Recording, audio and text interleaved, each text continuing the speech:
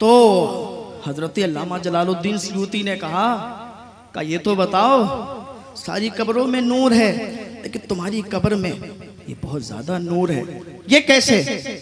उसने कहा मेरी कब्र में हुजूर आए भी थे और मुस्कुराए भी थे, हुजूर आए भी थे मुस्कुराए भी थे। कहा अच्छा ये बताओ, हुजूर आए तो थे लेकिन मुस्कुराए क्यों थे? सारी कब्रों में नूर एक जैसा लेकिन तुम्हारी में ज्यादा, तो हुजूर क्यों मुस्कुराए थे? कहा बात इतनी थी ना, मेरी एक दुकान है, छोटी सी दुकान, उस पर मैं कुछ सामान बेचा करता हूँ। जब रात होती है ना शाम होती है, पैसे इकट्ठे करता हूँ और पैसे इकट्ठे करने के बाद एक थैले में डाल देता हूँ और उसमें से जब थैले में पैसे डालता हूँ ना, उसमें से एक सिक्का निकाल लेता हूँ।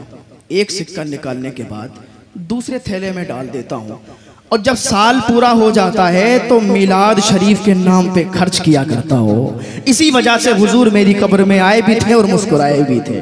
सुभान अल्लाह। सुना है आप हर आशिक के घर तशरीफ लाते हैं, मेरे घर में भी हो जाए चरागा या रसूल अल्लाह। तो यहाँ पर सब इमाम हुसैन के चाहने वाले बैठे हैं, इमाम हुसैन के मानने वाले बैठे हैं।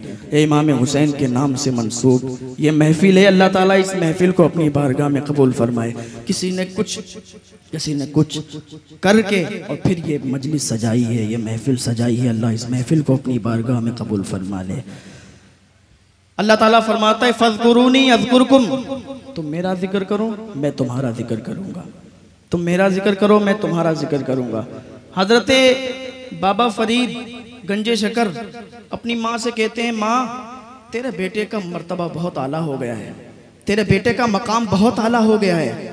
तो माँ ने कहा बेटा इसमें तेरा कोई मकाम, तेरा कोई हाथ नहीं है, तेरे लिए कोई बड़ी बात नहीं है, इसमें तेरे मर्तबा आला होने में तेरा हाथ नहीं है, बस मेरा कमाल है, इसमें तेरा कोई कमाल नहीं है।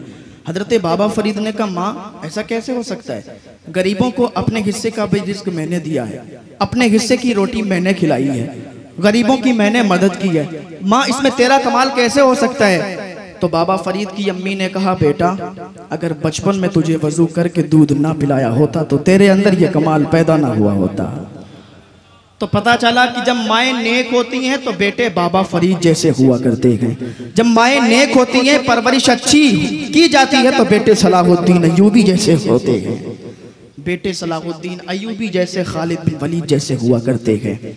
और यही बाबा फरीद हैं, इनकी तरबियत इनकी माँ ने इतनी अच्छी की, जब ये अपने पीर को तलाश करते हैं, आज पीरों के नाम पर झगड़े होते हैं, जब ये अपने पीर को तलाश करते हैं और तलाश करने के लिए जब पहुंचते हैं बगदाद शरीफ, कोई कहता है ना बगदाद शरीफ चले जाओ, वो मदीनतुल औलिया के वो वलियों का शहर है, वहाँ एक पीर ऐसे हैं, वहाँ एक शेख ऐसे हैं जिनका नाम है शेख शहाबुद्दीन सोहरवर्दी। और हुजूर गौस पाक फरमाते हैं उनका मर्तबा इतना आला कि उस जमाने में उन जैसा कोई वली पैदा ही नहीं हुआ। इतने आला बुजुर्ग, इतने आला वली। मैं कहना यह चाहता हूँ कि इंसान की नजरें, किसी की नजरें कहीं तक होती हैं, किसी की कहीं तक होती हैं।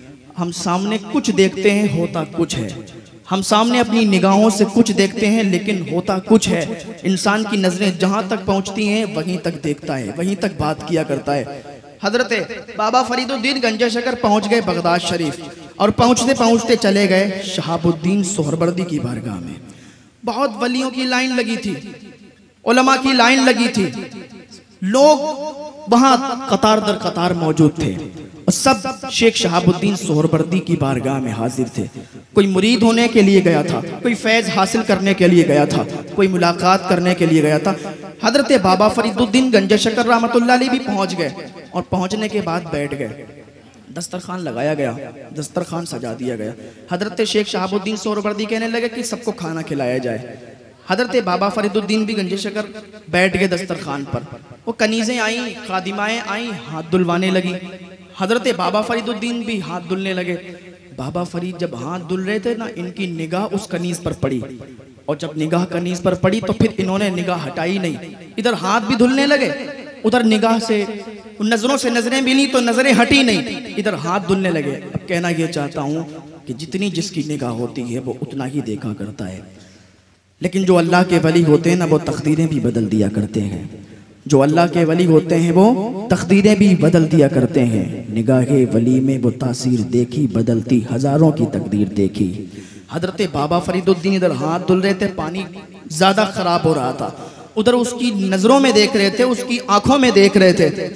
तो आपस में कुछ बात करने वाले करने लगे, होते ना कुछ ऐसे लोग, वो आपस में बात करने लगे कि देखो तो आया कितने बड़े वली की बारगाह में है और ये काम कैसा कर रहा है, इधर हाथ से हाथ धुल रहा है, पानी भी ज्यादा बर्बाद हो रहा है, और देखो तो एक कनीज को ये टिकटिकी बांध के देख रहा है।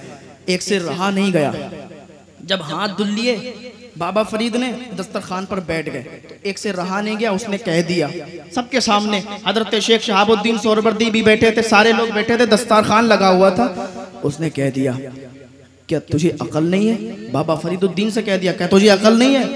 तुझे ये नहीं पता कि तू कितनी बड़े वली की बारगाह में आया है? इनका मर्तबा तुझे पता नहीं है? ये कितने आला वली हैं, इनका मर्तबा कितना आला है, तुझे ये भी खबर नहीं। और तूने दो गुनाह किए गए, एक तो तूने हाथ धुले पानी ज्यादा बहाया, पानी ज्यादा बर्बाद किया, पानी ज्यादा खर्च किया, और दूसरी चीज तूने एक कनीज को टिकटिकी बांध कर देखा गया। एक बार तेरी निगाह पड़ गई तो हटा लेता, लेकिन तूने नजरें जमा के देखा गया, तुझे शर्म नहीं आती? तू कितने बड़े वली की बारगाह में बैठा है और तू चला आया, तुझे पता भी नहीं तू कितना बड़ा जुर्म कर रहा है। हजरत बाबा फरीदुद्दीन को जलाल आ गया, खड़े हो गए, कहा तुझे कितना पता है, तेरी नजरें कहां तक देखती हैं? तूने ये तो देख लिया मैं पानी से धुल रहा था हाथ और पानी ज्यादा मैंने बर्बाद कर दिया, मेरी नजरें मेरी निगाहें इस कनीज की तरफ थी, तूने ये तो देख लिया, लेकिन तुझे ये नहीं पता मैं देख क्या रहा था। मैंने जब इस लड़की की तरफ देखा, मैंने जब इसकी निगाहों की तरफ देखा, इसकी आंखें देखी, तो मैंने क्या देखा, ये शेख शहाबुद्दीन सोहरवर्दी जो इतने आला वली हैं उसकी कनीज है, लेकिन इसकी तकदीर में जहन्नमी होना लिखा है। मैंने ये देख लिया कि ये लड़की जहन्नमी है, मुझे ये गवारा नहीं हुआ, मुझे ये गवारा नहीं हुआ कि इतने बड़े वली की बारगाह की कनीज और फिर जहन्नमी हो। इधर मैं इसकी तरफ देख रहा था मगर नजरें लोहे महफूज पर थी, उधर नजरें लोहे महफूज पर थी, इधर हाथ धुल रहा था, इधर हाथ धुल रहे थे, उधर तकदीर धुल रही थी, इधर तकदीर भी धुल गई, इधर हाथ भी धुल गए। अब ये जहन्नमी नहीं बल्कि जन्नती हो गई है, अब ये जन्नती हो गई है। निगाहे वली में वो तासीर देखी, बदलती हजारों की तकदीर देखी।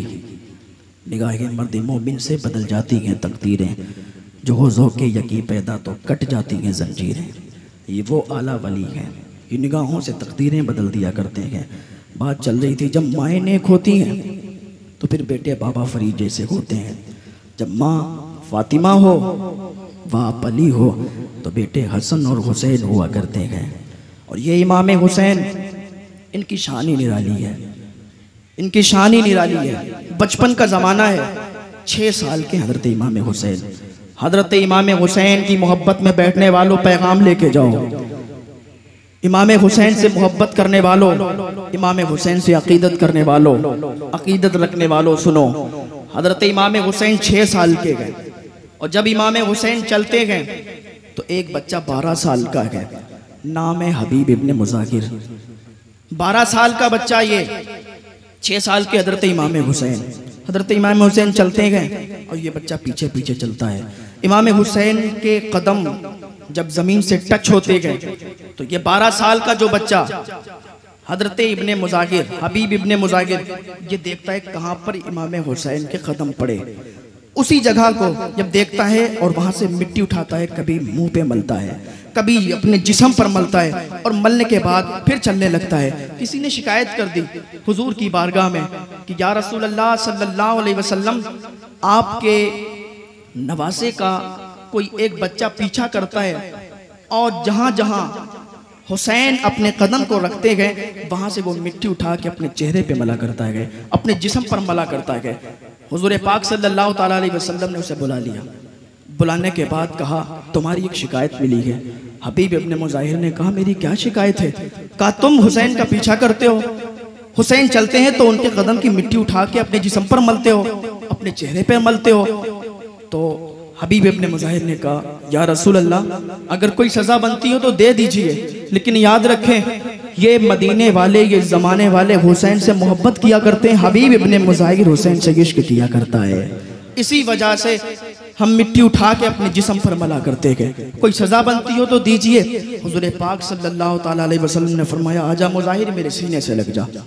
हबीब इब्ने मुजाहिर को अपने सीने से लगाया और लगाने के बाद एक हाथ इमाम हुसैन का पकड़ा और एक हाथ हबीब इब्ने मुजाहिर का पकड़ा, आपस में मिला दिया और दुआ की, परवरदिगार आलम तेरी बारगाह में दुआ करता हूँ कि मैंने इन दोनों को यहाँ मिला दिया है, अब इनकी हिफाजत करना तेरा काम है, मौला इन्हें सलामत रखना। तो इमाम हुसैन के नाम पर इस मजलिस को सजाने वालों, तुम यहाँ भी आबाद रहोगे, तुम यहाँ भी शादो आबाद रहोगे और वहाँ भी आबाद रहोगे। जो इमाम हुसैन के जिक्र से, इमाम हुसैन की महफिल से, मजलिस से चिढ़ते हैं, उनकी दुनिया भी बर्बाद हो जाएगी, उनकी आखिरत भी बर्बाद हो जाएगी। तो ऐसे जिक्र में लोगों को आने से रोकते हैं, उनकी दुनिया भी तबाह होने वाली है, उनकी आखिरत भी तबाह होने वाली है। ये इमाम हुसैन रज़ी अल्लाह ताला अन्हु के नाम से मंसूब महफिल है। तो और सुनना चाहते हैं आप हजरत? तैयार हैं? ज़रा मोहब्बत से कह दें या हुसैन, या हुसैन। और जानते हैं घराना कितना सखी है? ये घराना बहुत सखी है, इतना सखी है कि किसी ने हजरत इमाम हुसैन से कहा कि मेरा नाना ऐसा है ना, उसके 10 दरवाजे हैं, एक दरवाजे से कोई आता है तो वो नवाज देते हैं, वही अगर दूसरे दरवाजे पर जाता है फिर दे देते, ये नहीं पूछते कि तुम उस दरवाजे पर आए थे, वही अगर तीसरे पे जाता है फिर दे देते हैं, यहाँ तक कि 10 दरवाजे पर जाते हैं ना फिर भी वो देते हैं, मना नहीं करते। तो इमाम हुसैन ने कहा तुम्हारे नाना ऐसे हैं कि 10 दरवाजे पर आने वालों को मना नहीं करते, और ये भी नहीं कहते तुम पहले पर भी आए थे, दूसरे पर भी आए थे, लेकिन मेरे नाना कैसे, सुनो, मेरे नाना ऐसे हैं, उनका एक दरवाजा है और एक दरवाजे पर ही इतना नवाज देते हैं, इतना नवाज देते हैं कि मांगने वालों को कभी जिंदगी भर जरूरत नहीं पड़ती है, इतना नवाजने वाले हैं। ये घराना बहुत सखी घराना है। हजरत हसन और हुसैन पैदल हज के लिए जा रहे थे तो ना रास्ते में भूख लगी, खाना भी साथ में था, पानी भी साथ में था, लेकिन रास्ते में एक साइल मिला, उसे सब कुछ दे दिया, अब कुछ नहीं है, खाली यहाँ थे, हज करने जा रहे हैं पैदल। अब जब भूख लगी ना तो हजरत हसन ने इमाम हुसैन से कहा कि भूख लगी है, क्या करें? हुसैन ने कहा चलो देखते हैं आगे। इमाम हुसैन एक घर के अंदर गए, वहाँ एक झोपड़ी थी, एक बूढ़ी खातून रहा करती थी। कहा अम्मा कुछ खाने को मिलेगा? कहा हाँ कुछ नहीं है खाने को, लेकिन बस दूध का प्याला है। हजरत इमाम हुसैन ने कहा ठीक है दे दीजिए। आधा प्याला हजरत हसन ने पिया, आधा प्याला हजरत हुसैन ने पिया और चले गए। हज करके आए, कभी गलियों में घूम रहे थे ना तो फिर बूढ़ी वही मिल गई जिसने दूध का प्याला दिया था। कहा अम्मा चलो मेरे घर पे चलो, तुम्हारी मेहमान नवाजी करेंगे। वो बूढ़ी आई, आने के बाद हजरत इमाम हुसैन ने उसकी 3 दिन मेहमान नवाजी की, हजरत हसन ने उसकी 3 दिन मेहमान नवाजी की। जब वो चलने लगी ना तो चलते चलते हजरत इमाम हुसैन ने उसको कुछ बकरियां दी और कुछ पैसे दिए, और देने के बाद कहा इनको ले जाइए। कहा मैं लेके कैसे जाऊंगी? तो हजरत इमाम हुसैन ने कहा मैं तुम्हारे घर तक छोड़ के आऊंगा।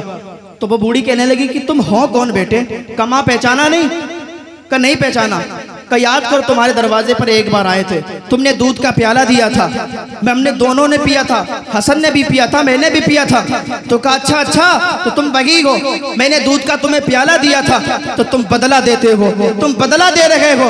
हजरत इमाम हुसैन ने कहा ये बदला नहीं है, ये तो मेहमान नवाजी की है। बदला चाहती हो? बदला तो कल कयामत में देंगे, हाथ पकड़ कर जन्नत में दाखिल करके दम लेंगे, हाथ पकड़कर जन्नत में दाखिल करके दम लेंगे। ये इतना सखी घराना है। लोग कहते थे कि हुसैन मिट जाएंगे, हुसैन मिट जाएंगे। मैं कहता हूँ मिट गए, मिटते हैं, मिट जाएंगे आदा तेरे, न मिटा है न मिटेगा कभी चर्चा तेरा। कत्ले हुसैन असल में मर गए यजीद है, इस्लाम जिंदा होता है हर करबला के बाद। आला हजरत फरमाते हैं उन्हें जाना उन्हें माना न रखा गैर से काम, मसलक पता चलेगा जब खुल के बात हो। मैं तो रजा के साथ हूँ तुम किसके साथ हो, मैं तो रजा के साथ हूँ तुम किसके साथ हो। आला हज़रत फरमाते हैं उन्हें जाना उन्हें माना न रखा गैर से काम। अब सुने, ये अपने जहन में रखें, अब जो मैं बता रहा हूँ वो सुने। एक तरफ है 60,000 का लश्कर, एक तरफ है 20,000 का लश्कर। जरा आप फैसला करें, क्या 20,000 60,000 से लड़ सकते हैं? नहीं लड़ सकते हैं ना? जरा बोले ना, बोल के सुनेंगे। लड़ सकते हैं? नहीं लड़ सकते हैं।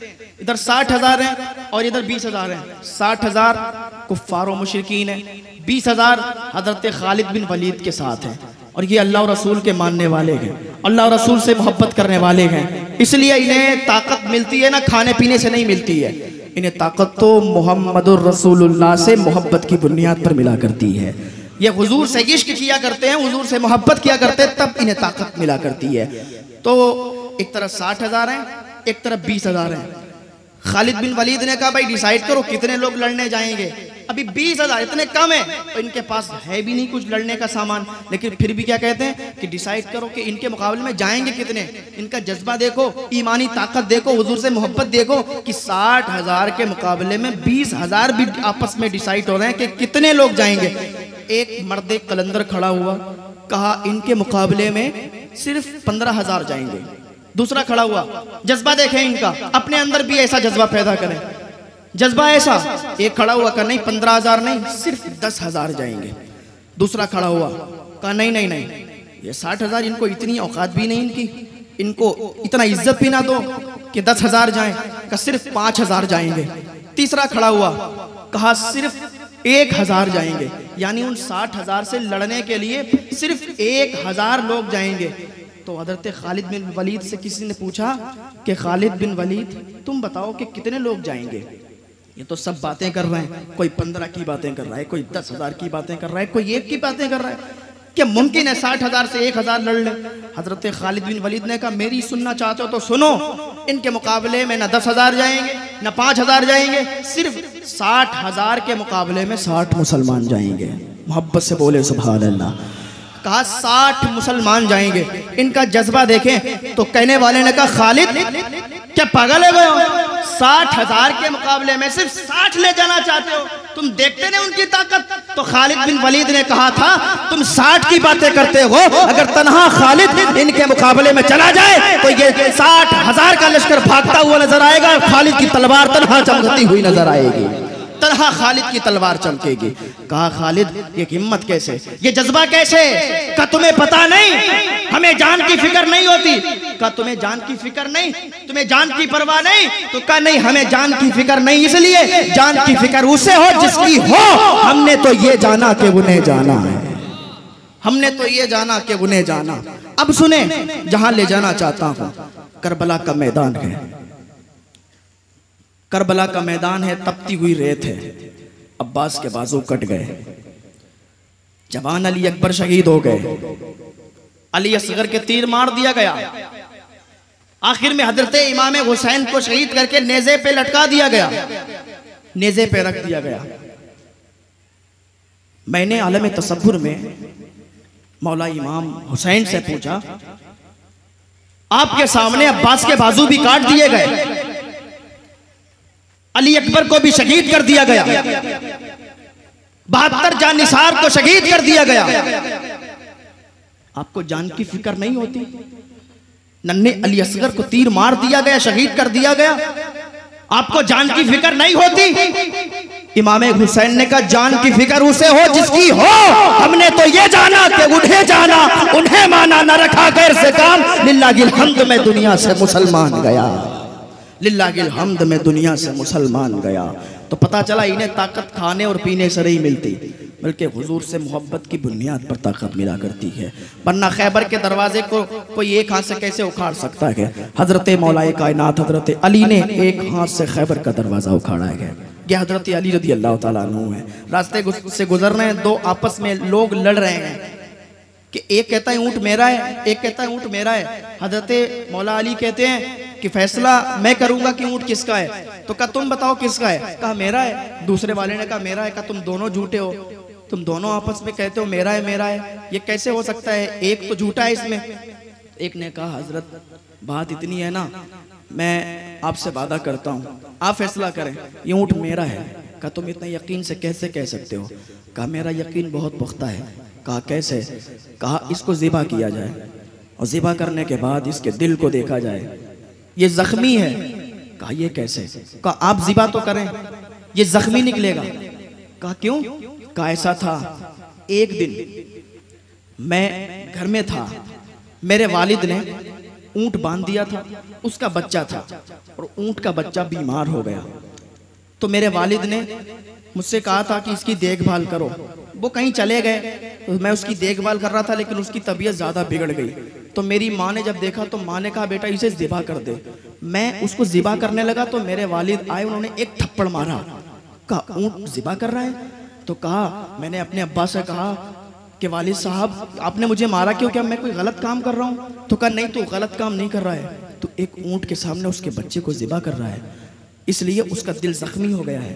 तूने उसके सामने उसके बच्चे को ज़िबा कर दिया, उसका दिल जख्मी हो रहा है और उसके छाले निकले, वो फूट के आंसुओं के राह बह रहे गए। तुझे शर्म नहीं आती? तूने ऊंट के सामने उसके बच्चे को ज़िबा किया। वाकई जब ऊंट को ज़िबा किया गया तो उस ऊंट के दिल में छेद था, उसके जख्म था। हजरत अली ने जब इतना देखा ना तो कहा, कोई मेरे हुसैन को बुला दो, कोई मेरे हुसैन को बुला दो। लोगों ने हजरत इमाम हुसैन को बुलाया। हजरत इमाम हुसैन आ गए। हजरत अली ने सीने से लगा लिया और आंसू निकलने लगे, रोने लगे। हजरत अली कभी सीने को चूमते, कभी पेशानी को चूमते, कभी हाथों को चूमते। लोगों ने कहा, अली क्या फैसला नहीं करना?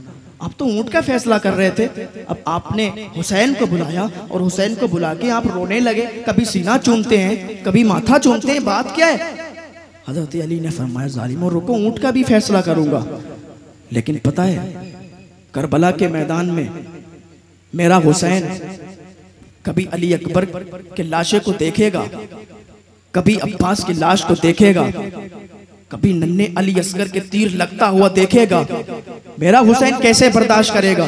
जब एक ऊंट के सामने उसके बच्चे को ज़िबा किया गया तो उसके दिल में छाले हो गए, और मेरा हुसैन जब 72 लाशों को देखेगा तो उसका दिल कैसे जख्मी हो जाएगा। तो गले इसलिए लगाता हूं कि उस टाइम गले लगाने वाला अली मौजूद नहीं होगा, इसलिए अली आज हुसैन को गले लगा के अपने कलेजे को ठंडक पहुंचा रहा है। ये हजरत अली रज़ी अल्लाह तआला अन्हु है। ये खुद खाते नहीं है, खुद सूखी रोटी खाते हैं और दूसरों को खिलाते हैं। ये घराना ऐसा है कि यहाँ खुद खाने को नहीं है कि लेकिन लोगों में लंगर हो रहे हैं। लोग इनके दरवाजे पर आके खाली लौट के नहीं जाते। दरवाजे पर एक फकीर आया, आने के बाद देखा कि एक शख्स है वो सूखी रोटी खा रहा है, तो उसने कहा, भाई तुम सूखी रोटी क्यों खाते हो? कि यहाँ पर कोई घर नहीं है? तो उसने कहा, देखो सामने घर है, वहाँ चले जाओ, तुम्हें नवाज दिया जाएगा, तुम्हें मिल जाएगा कुछ ना कुछ। वो फकीर गया, जाने के बाद दरवाज़ा खटखटाया, अंदर से इमाम हुसैन निकले, कहा मैं भूखा हूँ। हज़रत इमाम हुसैन ने उनको खाना खिलाया और खिलाने के बाद कहा ठीक है जाइए। कहा रुको थोड़ा सा खाना दे दीजिए। कहा किसके लिए?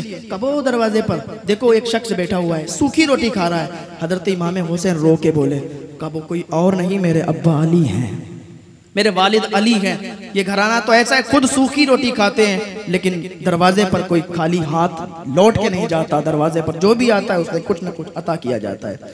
ये घराना तो ऐसा है, यहाँ दुश्मनों से भी मोहब्बत से बात की जाती है, दुश्मनों से भी इज्जत के साथ बात की जाती है। हजरत मौला सज्जाद के पास एक मेहमान आया, 3 दिन मेहमान नवाजी की हजरत मौला सज्जाद ने। जब 3 दिन जाने लगा ना तो खाना कुछ था पैक करके दे दिया। खाना जब पैक करके दिया तो वो चलने लगा, लेकिन एक बात उसने कहा हजरत आप मुझे जानते नहीं है। कहा तुझे? कहा छोड़ो यही ये बात छोड़ो, तुम जाओ। कहा नहीं अगर आप मुझे जानते ना तो आप इतनी इज्जत नहीं करते, आप मुझे खाना भी नहीं देते, ये खाना पैक करके भी नहीं देते, आप मुझे जानते नहीं है। मौला सज्जाद ने कहा, जालिम तुझे कैसे भूल सकता हूँ, मैं बीमार था, बुखार की हालत में था, जले हुए खेमे से मैं देख रहा था, करबला के मैदान में तूने अली अकबर के जो बर्छी मारी थी और वो बर्छी सीने में लगी थी, तूने उस बर्छी को निकालने की कोशिश की लेकिन अली अकबर के सीने से वो बर्छी नहीं निकली। तूने जूते से अली अकबर के सीने पे अपना पैर रखा और सीने को रौंदा, बर्छी फिर भी नहीं निकली, सीने में टूट गई, और जब टूट के निकली तो तू हंसता हुआ चला गया था, तुझे कैसे भूल सकता हूँ। तो कहा आप मुझे जानते हो? कि जालिम तुझे तेरे साये से भी जानता हूँ। कहा फिर मेहमान नवाजी क्यों की, खाना पैक करके क्यों दिया? कहा बात इतनी है ना कि वहाँ मैं तेरा मेहमान था, यहाँ तू मेरा मेहमान है, और हम अपने मेहमानों के साथ मेहमान नवाजी करते हैं, मेहमानों के साथ गद्दारी नहीं करते हैं। ये वो घराना है मौला हुसैन का, ये वो घराना है। हाँ, अल्लाह पाक की बारगाह में दुआ है अल्लाह नेक अमल करने की तौफीक अता फरमाए। हजरत मौला सज्जाद ने बताया कि दरवाजे पर कोई अगर दुश्मन भी आ जाए ना तो उसे नवाज देना, कभी भी उसे पूछना नहीं कि तू कौन है, अगर तुम्हारा दुश्मन भी तुमसे मदद मांगता है तो उसकी मदद करना। आखिरी बात कह के मैं गुजर जाना चाहता हूँ क्योंकि मुझे भी निकलना है। आखिरी बात यह कह के गुजर जाना चाहता हूँ कि मदद की बात आई तो थोड़ी सी बात सुने और उसके बाद मैं अपनी तकरीर का एंड करता हूँ। एक शख्स है अब्दुल्ला, ये हज करने के लिए जा रहे थे। आप बिना अगर इस्तात रखते हैं इतनी कि आपके पास कुछ है, तो आपसे अगर कोई सवाल किया करे ना तो उसे ऐसे ना भेजा करें। कभी कभी हमारे दरवाजे पर हम पता भी नहीं लगा सकते कि कौन आ जाया करे। अल्लाह ताला हमारा इम्तिहान भी लेता है, हर तरीके से हमसे इम्तिहान लिया जाता है। कभी भी हम किसी को खाली हाथ ना लौटा लें। अब्दुल्ला नाम है इनका और ये जाते गए हज करने के लिए। जब रास्ते में पहुंचते हैं, मीकात पर पहुंचते हैं, एहराम बांधते हैं और बांधने के बाद जैसे ही आगे चलने की कोशिश करते हैं तो क्या देखते हैं, साइड में इन्हें दोनों देखा एक छोटी लड़की, बहुत ज्यादा गरीब, फटे पुराने कपड़े, एक भैंस मरी हुई पड़ी थी, वो सड़ने लगी थी। उसका थोड़ा सा उसने गोश्त काटा और काटने के बाद चल दी। ये अब्दुल्ला नाम का जो शख्स था ये दौड़ा, उस लड़की को रोका, कहा बात सुनो बेटी, ये अब क्या कर रही हो? मैंने, अब्दुल्ला कहते हैं, मैंने सोचा हो सकता है कोई होटल चलाती हो सकता है कि ये गोश्त यहाँ से ले जाके और पका के बेचती हो। कहते मैंने पीछा किया तो वो अपने घर पे गई। उसका घर बहुत टूटा फूटा था, वहां पर उसका एक भाई था जो कि बहुत ज्यादा बीमार था। तो मैंने पूछ ही लिया कि बेटी ये इतना सड़ा गोश्त तुम कहाँ ले जाती हो? कहा जाओ जाओ जाओ, तुम जाओ अपना हज करो जाके, मुझसे मतलब नहीं है। ऐसे लोग बहुत से आते हैं और कहते हैं चले जाते हैं। अब्दुल्ला कहते हैं बात तो सुन बेटी, बता तो सही, ये क्या कर रही है तू? सड़ा हुआ गोश्त खाएगी? कहा आज 3 दिन हो गए, भूख की हालत है, किसी ने रोटी नहीं दी। किसी के सामने जब मैं कहती हूँ ना तो सब आसरा देते हैं और चले जाते हैं, कोई मदद नहीं करता। अब्दुल्ला कहते हैं मेरे दिल पे बात लग गई। कहा बेटी क्या करेगी गोश्त का? कहा मेरा भाई जो है 3 दिन का भूखा है, अगर ये गोश्त आज उसे दे दूंगी तो उसकी जान बच जाएगी, उसकी जान बच जाएगी, इसलिए मैं सड़ा हुआ गोश्त ले जा रही हूँ। अब्दुल्ला कहते मेरे आंसू निकले, और मेरे जब आंसू निकले ना दिल पे बात लगी। मैंने देखा जेब में कितने पैसे गए, जितने पैसे थे मीकात से वापसी के लिए रख लिए, जितना सफर पे लगते हैं, बाकी जितने पैसे थे उस लड़की को दे दिए और वापस चला आया। हज नहीं किया, एहराम की हालत में था, वापस चला आया। आने के बाद कुछ महीने के बाद, पहले सफर पैदल भी हुआ करते थे, ऊंटों पर भी हुआ करते थे, घोड़ों पर भी हुआ करते थे। का कुछ महीनों के बाद जब हाजी वापस आए ना तो मैं हाजियों से मिलने के लिए गया। मैंने कहा हाजी साहब मुबारक हो, तुम्हें हज मुबारक हो, तुम तो बड़े नसीब वाले हो कि तुम्हें अल्लाह ताला ने अपना तैयार नसीब फरमाया, तुम्हें हज नसीब फरमाया, तुम हज करके आए हो, बड़े मुबारक हो। तो उन्होंने कहा अब्दुल्ला तू मुबारकबाद किसकी दे रहा है? तुझे भी बहुत मुबारक हो। कहा मुझे किस बात की मुबारक? कहा यार मैंने तुझे काबे के सामने भी बुलाया था, लेकिन तू अपनी ही धुन में था, तू किधर देखता ही नहीं था। तुझे मैंने काबे पर भी देखा था, तुझे मैंने मीकात पर भी देखा था, तुझे मैंने अरफात पर भी देखा था, तुझे मैंने मदीने की गलियों में भी देखा था, तुझे मैंने गुंबद खजरा के सामने भी देखा था। हजरत अब्दुल्ला कहते यार मैं तो, मेरे तो रोंगटे खड़े हो गए, मैं तो गया ही नहीं हज करने में, तो मीकात से वापस आ गया, तो फिर मुझे किसने देखा? कहता यार मजाक ना करो, मैं नहीं गया था। कहा कैसी बातें करते हो, हज से आए हो झूठ बोलते हो? अब्दुल्ला कहते मेरे रोंगटे खड़े हो गए, मामला क्या है? मैं तो मीकात से वापस चला आया। कहा जब उन्होंने मुझे ये बताया ना तो मेरे अंदर एक बेचैनी पैदा हुई। मैं घर पे आया, मैंने मुसल्ला उठाया, वुजू बनाया, नमाज अदा की अल्लाह की बारगाह में, फरियाद की मौला ये क्या सुन रहा हूँ? कोई कहता है मुझे मीकात पर देखा, मैंने उसकी तरफ नहीं देखा। कोई कहता है मुझे काबे के सामने तवाफ करते हुए बुलाया गया, फिर भी मैंने नहीं देखा। क्या मेरी समझ में नहीं आ रही बात। तो आवाज आई अब्दुल्ला तूने जो उस लड़की की मदद की थी ना, उस मदद की वजह से ये शर्फ तुझे हासिल हुआ कि तू हज करने तो नहीं गया, तू हज करने तो नहीं जा पाया, लेकिन उस दौरान 6 लाख हाजियों ने हज किया, किसी का भी कबूल नहीं हुआ। लेकिन अब्दुल्ला तूने जो लड़की की मदद की थी, तेरी मदद करने की वजह से 6 लाख हाजियों का हज कबूल कर लिया गया है। उन 6 लाख हाजियों का हज कबूल किया गया। अर्ज की मौला तो फिर जब मुझे मीकात पर देखा गया, मुझे अरफात में देखा गया, मुझे तवाफ के वक्त देखा गया, मुझे सही करते हुए देखा गया, वो कौन था? आवाज आई अब्दुल्ला जब तू वापस आया था ना, उसकी मदद करके जब तू वापस आ गया था तो तेरी शक्ल का एक फरिश्ता पैदा किया गया। मीकात पर वो था, सवाब तुझे मिल रहा था। अरफात पर वो था, सवाब तुझे मिल रहा था। तवाफ वो कर रहा था और सवाब तुझे मिल रहा था। तूने जो उसकी मदद की, उसकी वजह से तुझे ये सिला मिला कि कयामत तक वो फरिश्ता ऐसे ही हज करता रहेगा और कयामत तक तुझे उसका सवाब मिला करता रहेगा। ये होती है कि जब आप किसी की मदद करते हैं, एक छोटी सी मदद करने की वजह से अल्लाह इतना बड़ा इनाम अता फरमाता है। तो हमें भी चाहिए कि हम देखें और अल्लाह की राह में खर्च करें, अल्लाह की राह में सदका करें।